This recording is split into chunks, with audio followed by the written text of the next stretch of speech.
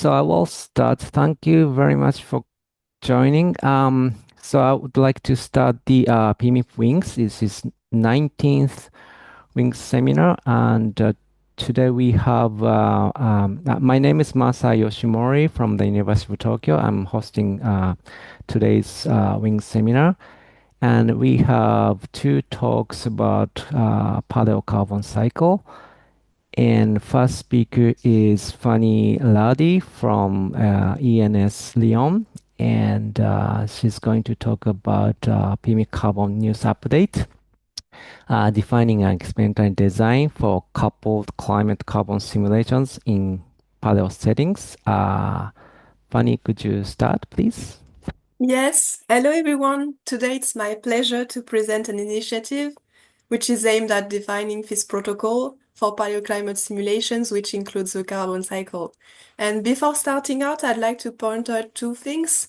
First, that this is just a news update. It's not a final product. The final product will be a protocol paper submitted to GMD sometime soon.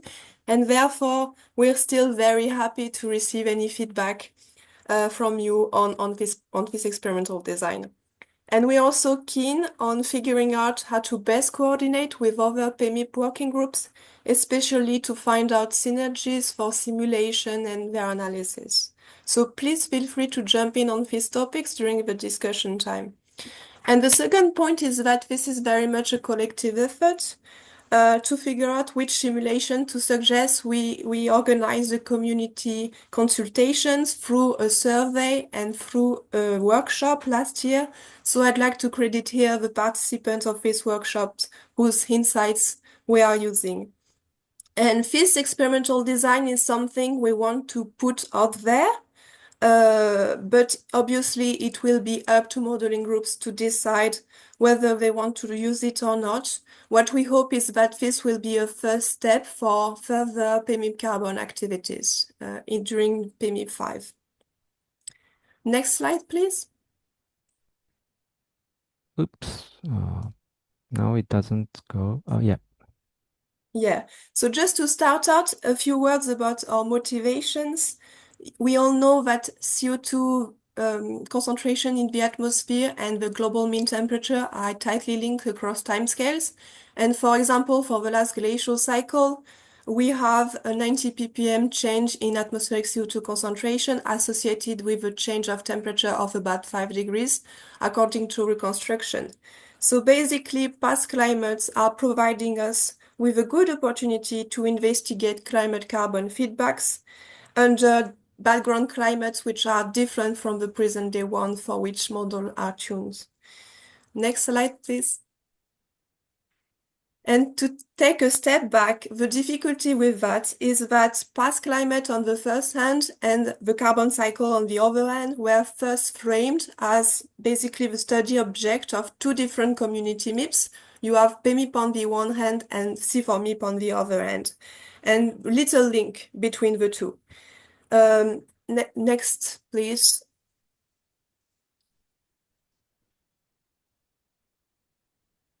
Yeah, so for C4MIP, the goals which were defined was to understand and quantify future century scale changes in the global carbon system and its feedback on the climate system. So basically, C4MIP is only organizing for the entire comparison of historical, future, and also idealized runs, but therefore not leveraging the full potential of the Earth's past climate history. Next, please.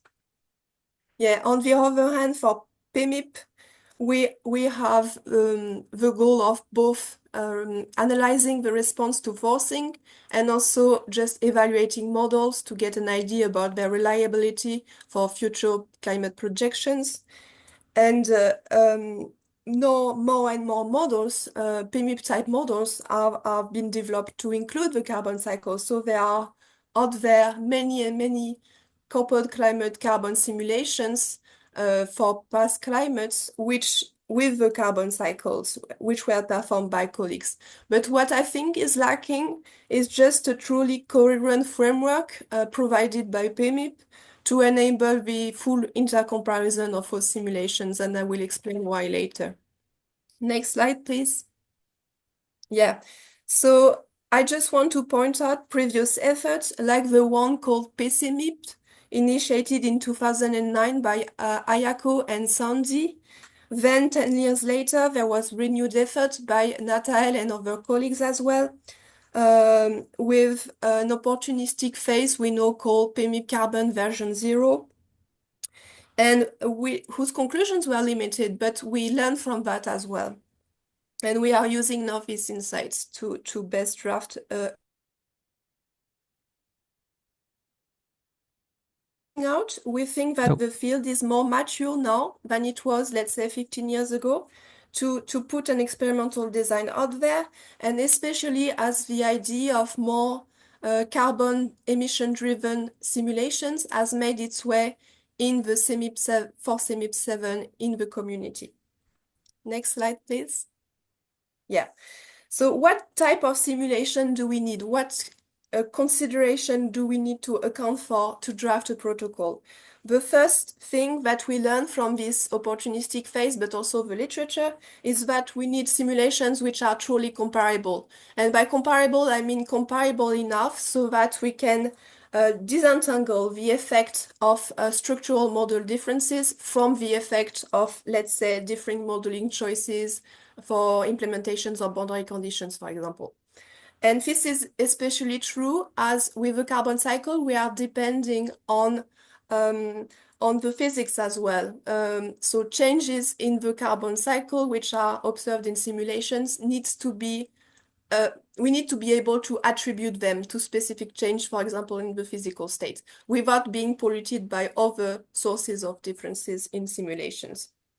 And to illustrate that, I have here a graph which is showing the change from pre-industrial to LGM run of the total dissolved inorganic carbon on the x-axis against total alkalinity on the y-axis. This is for the left panel. For the right panel, what you have is the same thing, but with concentration. And is also mentioned here with the written figures, the CO2 level that is achieved by the glacial simulations, which is not always consistent with the ice core record.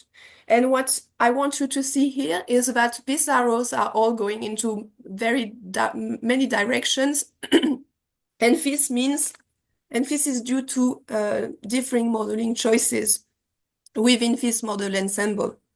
So one fundamental difference is the use of prognostics versus prescribed CO2 setups. And by prognostic setup, I mean that the CO2 is freely evolving in the carbon cycle, even though it is prescribed in the radiative code. On the other hand, we have the prescribed CO2 setup, for which CO2 is set to be 190 ppm in glacial run, and that means that the total content of carbon in the system is not conserved. So this is a fundamental difference, and it makes simulations difficult to compare. There are also choices related to alkalinity, which are a source of differences between simulations. For example, some modeling groups chose to conserve the whole ocean alkalinity, which actually mean increasing the alkalinity concentration to compensate for the change of ocean volume. On the other hand, some other modeling groups, such as the simulation in orange by Kobayashi, Nakamura and colleagues, for this simulation, the authors chose to boost alkalinity to get a low CO2 level of about 190 ppm. And boosting alkalinity is kind of a very efficient button to push. However, this raises several questions, such as whether such a change of alkalinity is actually can realistically be explained by geological processes such as sedimentation rate, a change of sedimentation rate, a change of weathering rates, coral reef buildup, and so on. Or if we are not just overcompensating for biases such as in the physical state by doing so. Next slide, please. So one learning we had from this PMIP-carbon phase 0 is also that particular care should be taken with the implementation of ocean boundary condition, and especially the ocean volume and the related adjustments such as the alkalinity that I just mentioned. And what I show here is the ocean volume for the pre-industrial in the gray bar and for the LGM in the blue bar. And what's interesting to see is that most model, their change of ocean volume from pre-industrial to LGM is not necessarily close to the 3% value that is inferred from ice sheet reconstruction. This is an issue in itself because it means that the size of the carbon reservoir in the ocean differs from one model to the next, but it also leads to inconsistency in the alkalinity adjustment because sometimes in the model grid we have barely a change of ocean volume or no change or a very small one. But what is applied for the change in initial alkalinity is a theoretical values of 3%. Therefore, it is easy to boost alkalinity by inadvertence without meaning to, and this might lead to getting a low CO2 for the wrong reasons. So this is one useful takeaway to mention in a protocol paper. Next slide, please. Yeah, we also need simulations which are well suited to community interest. And to assess that, what we did was to conduct a survey last year and just ask people what was their favorite time periods or carbon cycle components. And what we see here is that among the 30 response we gathered, traditional study periods like the last glacial maximum and the last deglaciation came first. We have then the Holocene and glacial inception. Past warm periods were also mentioned. We have the last interglacial, Pliocene, Miocene, Eocene. However, it was just a couple of mentions. So what we fear is that this is not enough to get a model ensemble that reaches a critical size for intercomparison studies. And as for the carbon cycle component of interest, you see that the first two are ocean biogeochemistry and terrestrial biosphere. There is still a lot of interest into sediments module and permafrost module, and the other ones are more anecdotic. Next slide, please. But what we need to be able to do is to weight that interest again what is actually feasible. And the survey was also very useful to that because we learned which carbon enable included which component. And here I'm showing that most models now include ocean biogeochemistry and also terrestrial biosphere, although a couple of models are ocean only. And that with colors, you also see that sediment modules have become more and more frequently available. However, when we look at permafrost modules are still very rare, so not enough to respond to this expressed interest about half of the respondents of the survey into permafrost.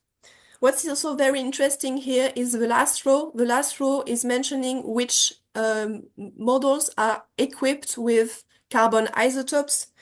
And you see that it is most of them, and carbon isotopes can be very precious in order to better constrain circulation changes using marine core data. So this might also be useful for people who do not really care about the carbon cycle, but who are interested into, let's say, hammock change.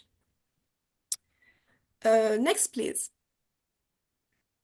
Yeah, finally, we also need simulations which are tailored to better understand and constrain the carbon cycle processes. And to illustrate that, I've put here a figure showing the role of individual processes on the y-axis and their influence on the CO2, atmospheric CO2 concentration on the x-axis.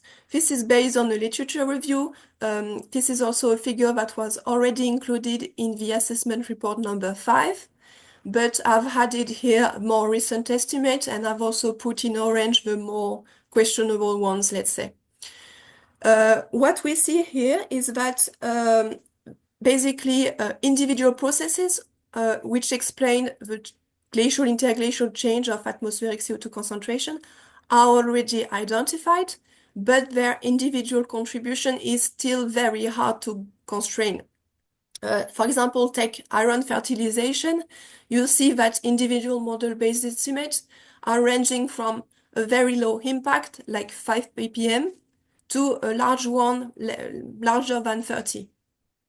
So it's difficult to use that literature to say how much iron fertilization played a role on this LGM PCO2 drawdown of about 90 ppm. Also, on the bottom, what you see is the atmospheric CO2 concentration, which is reached by individual model simulations, ranging from an actual raise of CO2 from pre-industrial to LGM to a drop which is getting close to 90 ppm, but not always reaching it, right? And these differences between models can be linked to obviously what processes are including in there, such as carbon compensation or not, but also just the ability of these models to simulate all of these processes realistically. So it's still a challenge to simulate a 90 ppm drawdown with carbon-enabled models. Next slide, please. Yeah, so in this context, based on these considerations, we organized a workshop and we discussed what would be a feasible experimental design to do together. Next slide, please. And what we came up with and what we now propose is a set of 11 simulations, which are tiered because obviously not all models can do all simulations, and which are organized along different axes. You see here the carbon cycle component axis on the vertical, which means that we intend the standard simulations to be a glacial state with atmosphere, ocean, and land for the carbon cycle, but we want to be able to enable the participation of ocean-only models. So we also want simulations without the terrestrial biosphere and to be able to compare these two simulations. And since more and more models now have a sediment module, we also want simulations which is more complex in that it is including a sediment module as well. So this would enable us to identify the role of this individual component. We also have a time axis because we want to be able to do pre-industrial simulations and compare it with the glacial states. And for computationally efficient models, we encourage transient simulations of the last deglaciation in order to better understand the mechanisms explaining CO2 variations and also the impact of abrupt events. Finally, we have a sensitivity test. And because the carbon cycle response to different ocean circulation state is of interest, we want to propose an abrupt event scenario, an idealized simulation, let's say, with freshwater fluxes triggering an amok collapse and to see that effect on the carbon cycle.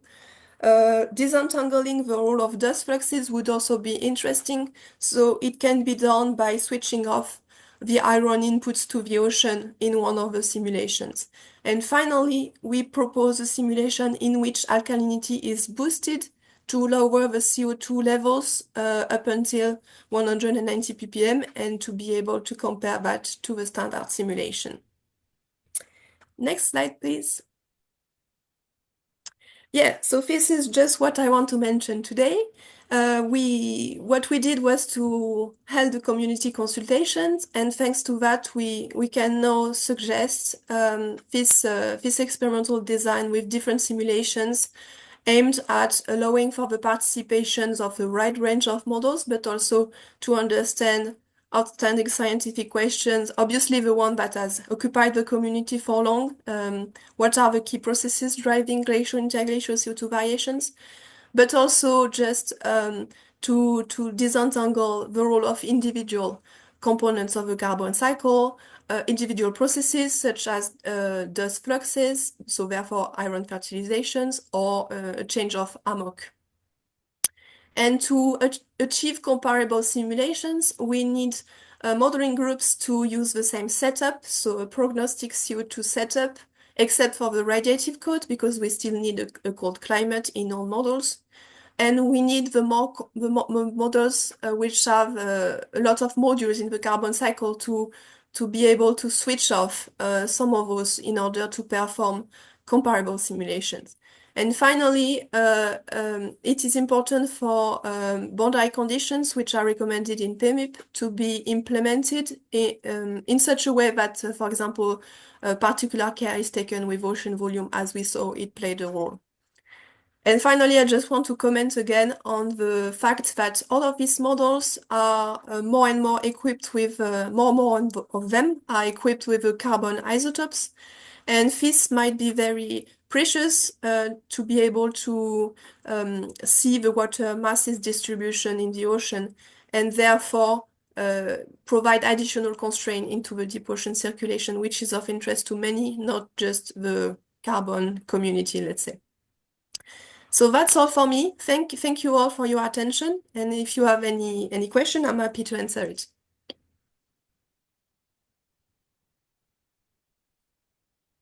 Thank you, Fanny. Very exciting to hear this paleocarbon intercomparison protocols. So I would like to have about 10 minutes questions time. If you have questions, could you raise the hands or you can start talking? Because I may miss some of the people's raising hand.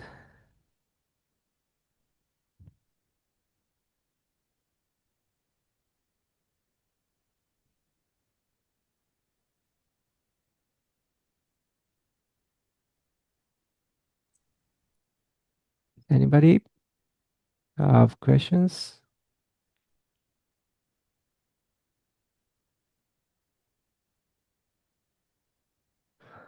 Uh, yes, Takashi, please. Speak. Thank you, Fanny. My question is on the last slide. So as far as I understand, it's PMIP-4 carbon simulation is some kind of extension of PMIP-4 LGM simulations with prognostic CO2, right? Well, we still want to be synchronized with PMIP-5. It just I've put PMIP-4 because from my understanding, the protocol for LGM simulations within PMIP-5 will not change much. But obviously, if we can implement PMIP-5 boundary conditions, if there's any recommended change, we want to be able to do that.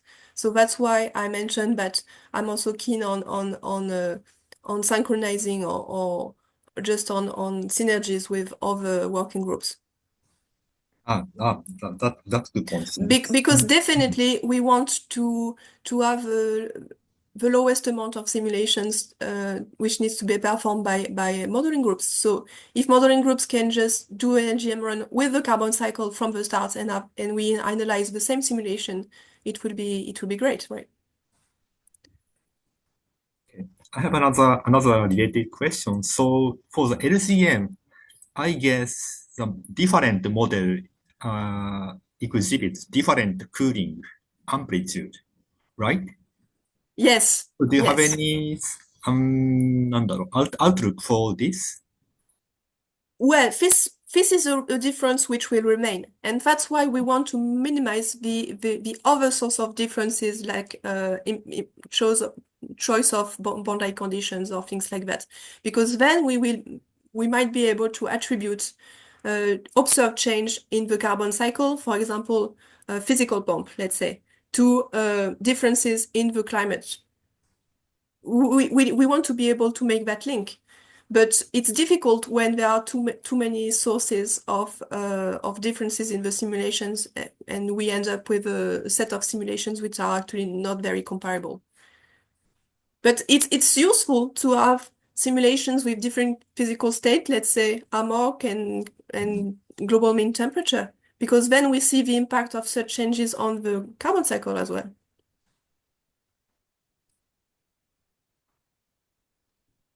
Thank you. Okay. Chris, please. Yeah, thank you for a really nice talk there. I guess I don't necessarily have a question, but was going to follow up from a point you made just now, Fanny, which was about the LGM protocol that's being agreed, and that is an effort being led by Masa Kageyama, and I think personally I feel it's a bit behind where it ought to be, because not much has been decided. But you're right, the intention is to pretty much to stay fairly similar. I think there might be an additional ice sheet reconstruction that's come out since the last one.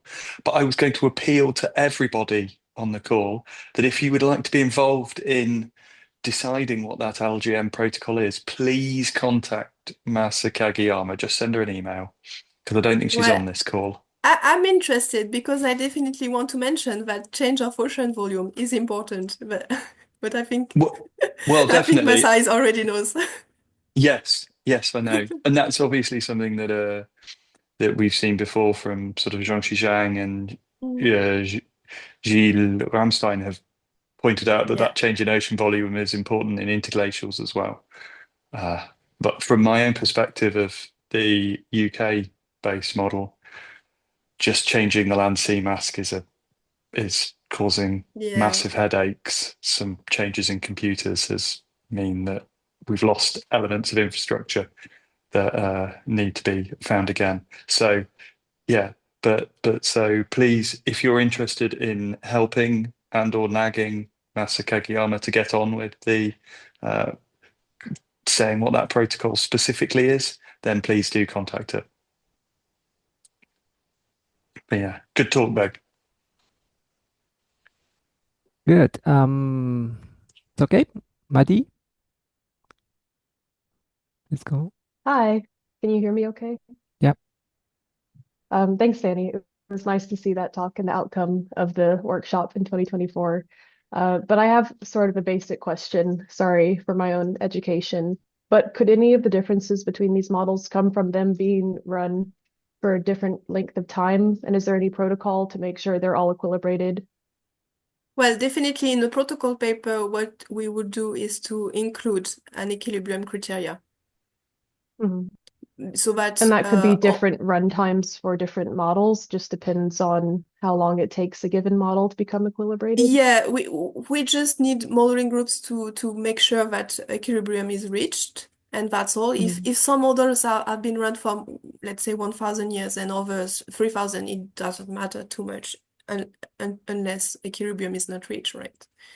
But we also want to provide an equilibrium criterion related to the carbon cycle, not just physical state, because obviously the protocol paper, for example, for the LGM, is providing for criteria, equilibrium criteria for the physical state. But I'm thinking that an additional one, and I don't think we have chosen it yet, but an additional one would be of use. You haven't chosen the carbon cycle metrics for Yeah, defining exactly. equilibration? Okay, Yeah, that would be yeah, interesting but to talk about. yeah, other protocol papers for the modern times, they are also advising some, so I'm thinking of just comparing them and see which will fit best. Okay, thank you. Any questions?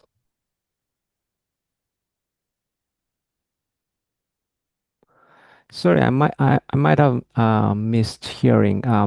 So you have I'm also interested in the ocean volume change. So do you have a specific strategy to make sure that modeling groups have the same ocean volume change? Or is that in the... Well, with differing grids, there will obviously be small differences remaining. Mhm.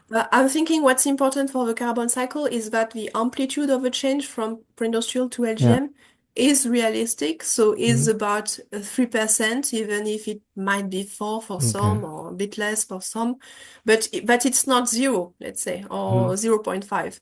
Because what we observed in this 2001 paper is that some modeling groups, they already took care of a change of bathymetry, but they adjusted really well the straits, let's say the key passages in the ocean to get a realistic ocean circulation. Yeah. But what was a shame is that they did the hard part of the work and not the easy one, which is just change the deep grid cells, so like in abyssal plains. And for the carbon cycle, these cells, they matter because they are very voluminous. So so we just want the bathymetry to be, let's say, adjusted before the interpolation on the model grid, so that a change of a sea level of about 122 meters is taken into account into the deep ocean as well. Okay, thank you very much. So it's about time. We can have some discussions after the official seminar, but I'd like to switch to next speaker, Hidetaka. はい。Okay, So, so Hidetaka Kobayashi from Toyama University. He's going to talk about modeling the ocean carbon cycle across the last glacial maximum and deglaciation, the role of Southern Ocean stratification, and carbonate sedimentation. Please go ahead. okay, so good morning or good evening. So I'm Hidetaka Kobayashi or shortly Hiko from the University of Toyama in Japan. So my research focusing on the relationship between the ocean carbon cycle and climate as the same as Fanny's. So yeah, I'm collaborate with Japanese paleo community. So also our community is relatively small, but we are actively engaged on the climate change research, particularly on the interaction among ice sheet, atmosphere, and ocean and vegetation. So my talk is about ocean carbon cycle, okay? So yeah, this is the same as shown in the funny slides. So over the past 60 million years, so atmospheric CO2 and global temperature have shown a large variation, but generally the same pattern of changes. So the key question is what will the relationship look like in the future, and how strong the climate carbon feedback be, and how these variables couple within the systems. So yeah, paleoclimate is of course provides important clues to help us to answer these questions. So I'll begin with a brief overview. So rate pricing is, of course, we know the characteristic is glacial interglacial cycle. So during which atmospheric CO2 varied by about 90 ppm, amplifying climate change. So the ocean which contains roughly 60 times more carbon than the atmosphere, so it is the most key reservoir for glacial time carbon storage. So to understand the mechanisms behind this variability, so a number of numerical studies, including our studies, are carried out. So my focus is on the Southern Ocean. The Southern Ocean has been regarded as a key reservoir in the glacial carbon changes based on the geological evidence. So today, it upwells the icy rich deep water to release CO2 to the atmosphere.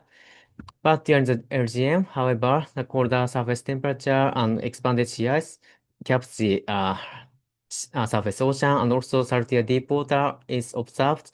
So it suggests that more stratified Southern Ocean is focal in the LGM. And also some studies show that glacial link just is increased in the LGM, so it stimulates biological productivity by aerofertilization. So we try to observe how much these changes impact on the ocean carbon cycle. So let me turn to the methods. Yeah, this is the overview of our model MIROC. So this is the climate model of atmosphere and ocean and land surface models. So the name MIROC comes from the Japanese word Mirok Bosatsu. Yeah, it is trivial, but this is a figure in Buddhism who is said to be able to see billions of years into the future. So this is a really good name for climate model. Yeah. So this is a brief overview of the ocean biogeochemical model. It is based on the PAREC model, so simple phosphate-based model, but express the oceanic biogeochemical trace changes. So in some experiments, we also include the sedimentary processes. It means that the particle reaching the seabed also includes some chemical reaction in the sedimentary part, and then interaction between the bottom water. Okay, so we use the output from the atmospheric and ocean climate model MIROC as a boundary condition for the oceanic biogeochemical model, and doing some offline simulation for ocean biogeochemical modeling. So the system predicts atmospheric CO2 based on the gas exchange at sea surface.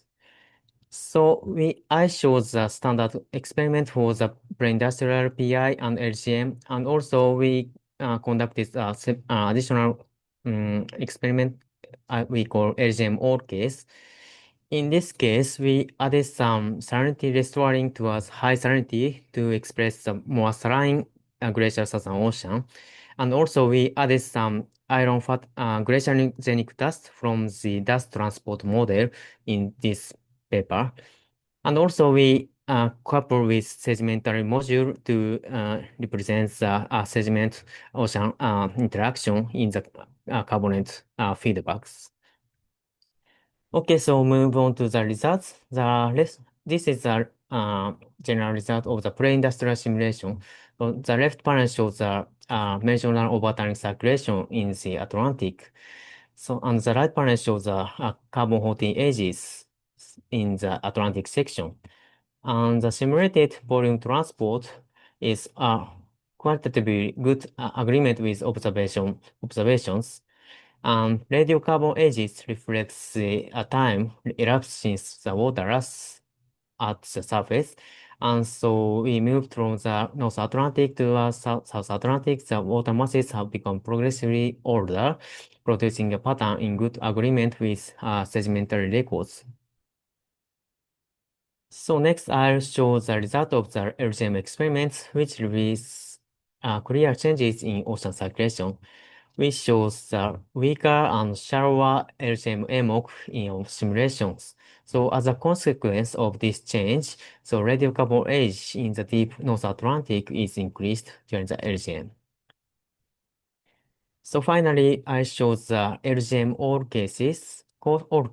So it includes more saline stratification in the LGM time.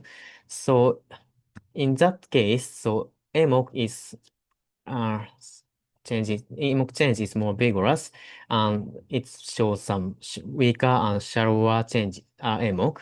So the deep ocean edges are get more older. And so strong stratification restricted vertical mixing, causing deep water to remain isolated for a longer time. So next we show the distribution of dissolved inorganic carbon and the anomaly from the PI case in the LGM simulations. So due to the changes in ocean circulation, the supply of DIC from the deep to the surface is reduced. This led to a stronger vertical concentration gradient of DIC. And this change also comes from the changes in biological productivity because it transports the carbon from the surface ocean to the deep ocean. So our simulation shows a good agreement with qualitative changes in proxy records. So we consider the glaciogenic dust, and it stimulates biological productivity in the subantarctic. So it, of course, increase the biological transport of carbon and increase the DIC concentration in the deep ocean. So by considering these three processes, we show that large changes in atmospheric CO2 in our models. So when we separate the individual contribution, we see that southern ocean stratification increased the residence time of carbon in the deep ocean, and iron fertilization boosted biological productivity, further strengthening the carbon sequestration. And these changes in DIC stimulates the carbonate sediment dissolution, so it increases oceanic alkalinity. It results in more larger uptake of CO2 in the ocean, resulting in a large reduction in the atmospheric CO2, our OGCM experiments. So let me briefly summarize the story so far. So we modeled the ocean carbon cycle during the steady state LGM with focusing on the Southern Ocean using a three-dimensional OGCM. So in summary, our LGM all experiments improvement agreement with sedimentary records such as dissolved oxygen concentration and delta carbon 13 concentration and carbon 14 ages. So we show that large changes in Southern Ocean is also good agreement with proxy records. So our process is largely contributed to this good agreement with model and data. So overall, the combined effect of stratification, alpha-fertilization, and carbon concentration reduces atmospheric CO2 by nearly 80 ppm compared to the PI experiment. So this is the first part, and I move to the second topic. So our previous topic have demonstrated the importance of Southern Ocean together with sedimentary process for carbon storage in the glacial deep ocean. But these results are limited because it is a steady state of last glacial maximum. So now we try to do the deglaciation studies. So at first, we focus on the last deglaciation. It is the transition from the last glacial maximum to the Holocene. So during this 10,000 year transition, so ice retreated and greenhouse gases increased and global temperature rose. So many modeling studies such as climate and ocean changes have explored by a climate model, but the carbon cycle is still a few studies. So we try to check how the climate change or AMOC change results in the carbon cycle change. Okay, so this is also the same as the source topic. So we use generally the same model of ocean biogeochemical model, but we conducted the simulation from the 21,000 years before and 11,000 years before present. So this climate model simulation is conducted by Takashi Obase in 2019 by Mirok Models. So we use this climate model forcing as a boundary condition to the ocean biogeochemical model and doing some offline simulation to the carbon cycle. Okay, so I'll start with a brief introduction to the physical ocean change.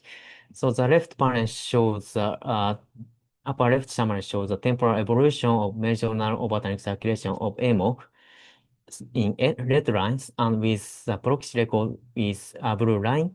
So in our models, during the LGM to the high stadia, the AMOC is still weak in the long time. And then during the Bering array, it overshooted and recovered in the strong state. And then weakened again in the younger Dorias and strengthened again in the Holocene. So changes in meridional overturning circulation causes the bipolar climate change.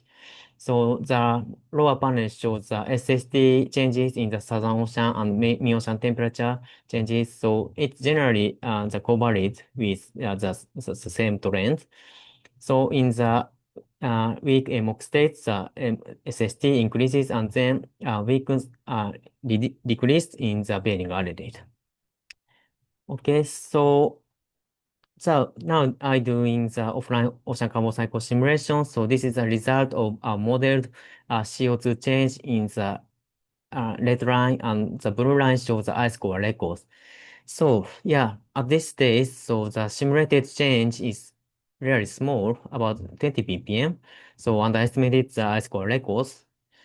So this is you may be considered concerned about the inconsistency of my first topic, but this comes from the Mirok deglaciation experiments show some small changes in surface temperature, and also it does not take into account the stratified Southern Ocean processes or sedimentary processes. So these processes is not included at this stage. But we show that the pattern of qualitative change is almost similar in the ice core records, so we check what is occurred in this model.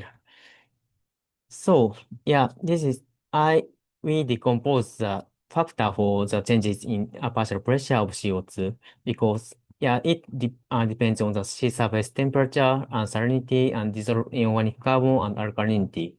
So we decompose the contribution of these components. So the right panel shows the changes in oceanic PCO2 in the surface and Atlantic and Pacific Ocean. Maybe animation is shown.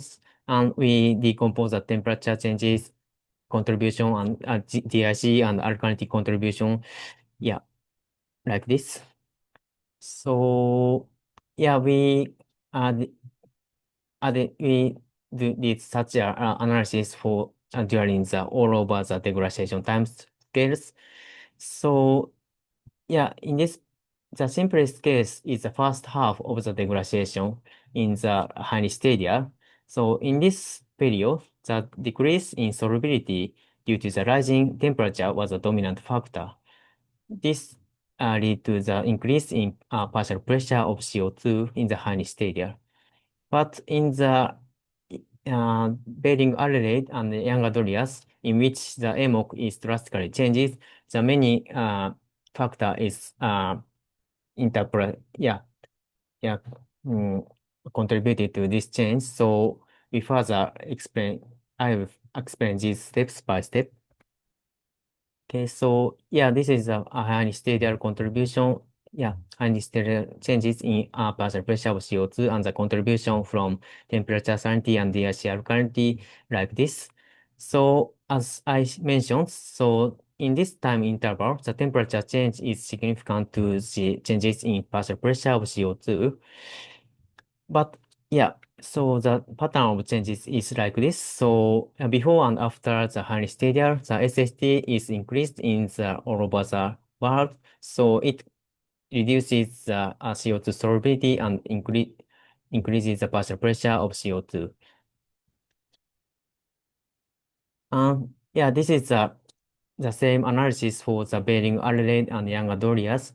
So during this time interval, the changes in SST associated with the recovery or weakening of the AMOC as well as changes in DIC and alkalinity contributed to air temperature changes in atmospheric CO2. And we found that these contributions partly canceled each other out, resulting in decrease in PCO2 in the Bering Adelaide and increase in young Adolias. So in a model, during the deglaciation, the AMOC decrease the PCO2 in the surface ocean. So we explain each by each time interval. So when the AMOC is recovered in the Bering Adelaide, SST is increased in the northern hemisphere and decreased in the southern hemisphere. It increases the partial pressure of CO2 in the northern hemisphere and decreased in the southern hemisphere. As for the DIC and alkalinity contribution, in the North Atlantic, the AMOC recovery increased the DIC and alkalinity, but alkalinity contribution is larger, and it decreased the PCO2 in this area. And also in the Pacific, the DIC decrease in the Bering Adelaide, and it decreases the partial pressure of CO2. And again, this contribution is larger, and then decrease the partial pressure of CO2 in this time interval. So during the young Andreas, it is almost same, but the opposite sign. So I'll skip this slide. Okay, so next we analyze the ocean atmosphere differences of delta carbon 14 during the degradation. So this panel shows the Atlantic and Pacific vertical transect of vertical mean, regional, zonal mean, transect of, delta carbon 14. So the blue color means the older water masses. So it means that the Pacific is the older water masses existed. So strong AMOC phases such as Bering Adelaide and Holocene. So the delta carbon 14 above minus 200 per mil across the Atlantic and also in the South Pacific. So which is influenced by maybe ABW.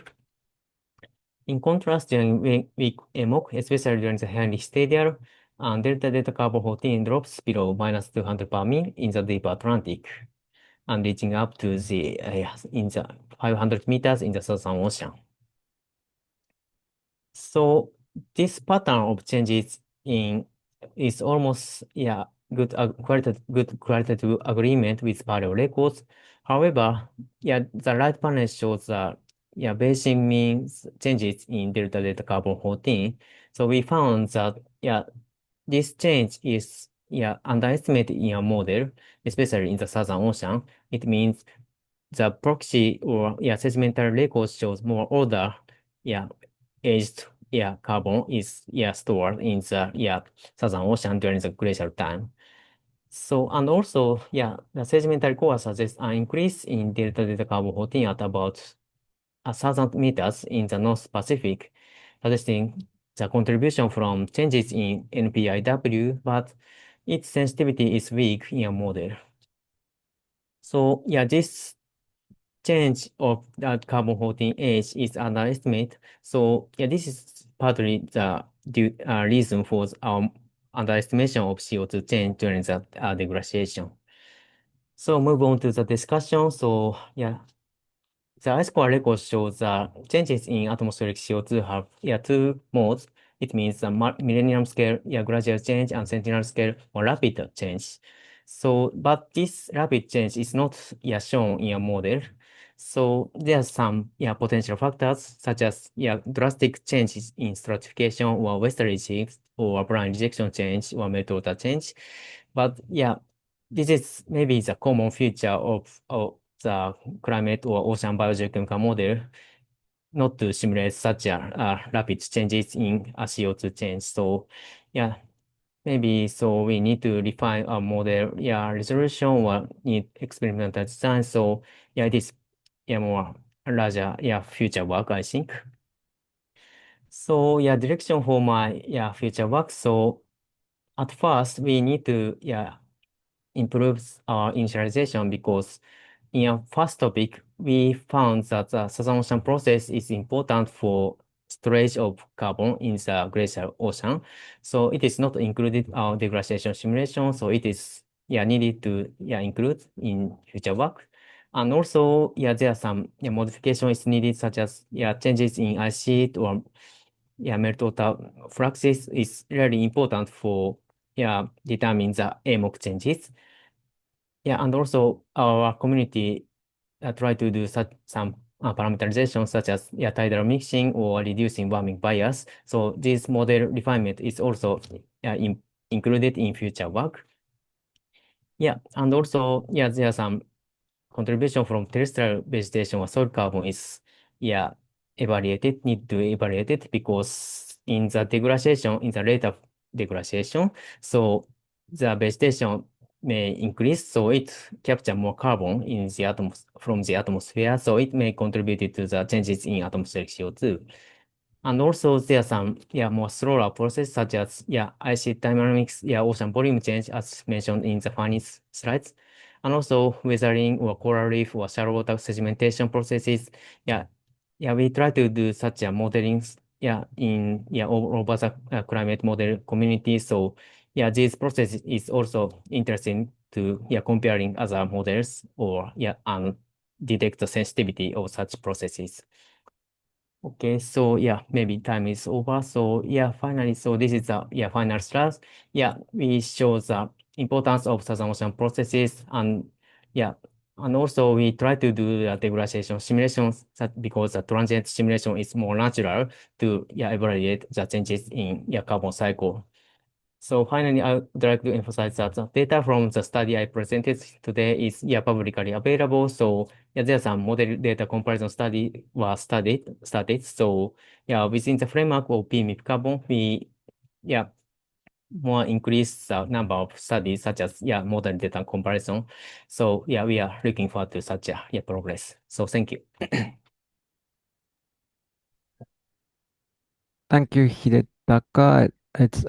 It's very nice to see the equilibrium and also transient simulations of carbon cycle, and also lots of list of to-do list to share the list. So I would like to take some questions from the audience.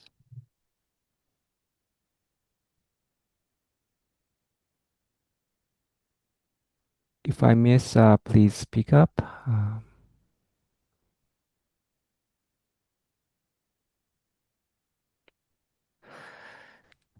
Yes, Gui.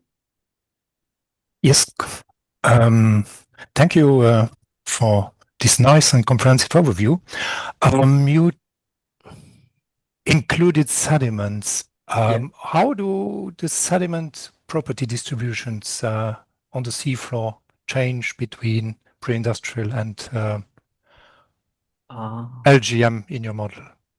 Okay. So Yeah. this would be related to part one.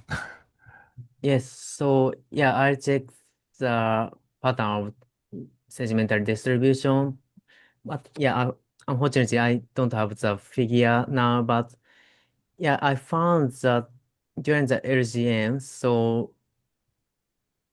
yeah, due to the increase in DIC, especially in the Atlantic, so the carbonate sediment is decreased all over the Atlantic. So it means that the volume of carbonate sediment is decreased during the LGM. So yeah, it Meaning that resulting CCD has risen. yeah, CCD has risen. But Okay. our simulation of including the sediment. So once the carbonate sediment is decreased, but then the carbonate compensation increased alkalinity, so the sediment content of carbonate is increased again. The first impact is decrease in carbonate sediment in the deep ocean in the Atlantic. But these are steady state simulations, so transients shouldn't play a role. Yes. So how is the steady state? How do the steady state distributions compare? Okay. And compare to data.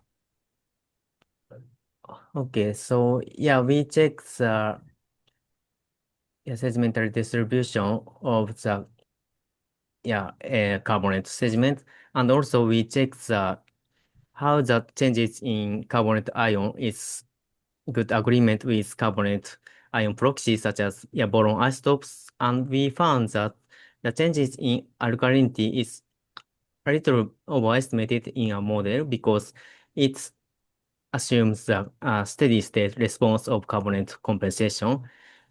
So yeah, generally the carbonate sediment is slightly increased, largely increased in the deep Atlantic in a model of the steady state response. Okay, thank you. Okay, thank you. Fanny, please go ahead. Yeah, thank you, Hidetaka. I'm just wondering about this salinity restoration setup. Do you intend to try something similar for the transient run of the deglaciation? Yeah.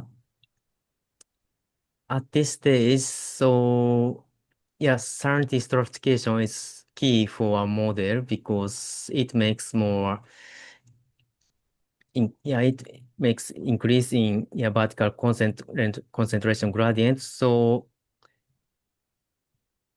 in the degradation simulation, we fix the total salinity in our model at first, but we try to do reducing salinity stratification during the spin up during the transient simulation by reducing salinity in the whole ocean or something else. But in the first step, we choose the same salinity salinity in the whole all over the degradation. Okay. So what physics are we missing to simulate the stratified Southern Ocean in the model? Do you have any this is very big question, I think, but our model or generally the climate or ocean, global scale ocean model tend to show the more vigorous deep ocean, open ocean convection in the Southern Ocean. So it makes more mixing in the between the surface and deep ocean. So if you use more regional or high resolution models, self processes such as more dense water is accumulated in the congenital cell and it flows out in the congenital cell. But these processes is not included in the general, ocean general circulation model. So we assume the final state of high salinity is accumulated in the deep ocean. So generally the resolution is difficult. Okay, high so the resolution model is needed. deep water formation processes Yeah. in the south of. Thank you very much. I think I need to close the official seminar because it's time. And thanks again for the two speakers. Very nice talks. And I also need to say a bit about next Wings seminar will be November 4th by. Well, this is Nineman and Jared Lohman. Please consult with the PMIP Wings webpage for the details. And so I would like to close officially the Wings seminar. And if anybody wants to keep some discussions, I will keep the Zoom open for a while so you can continue. But this will be the end of the official seminars. Thanks, Fanny and Hidetaka and participants. Thank you very much. Thank you all. Thank you very much for that. That was really good. I'm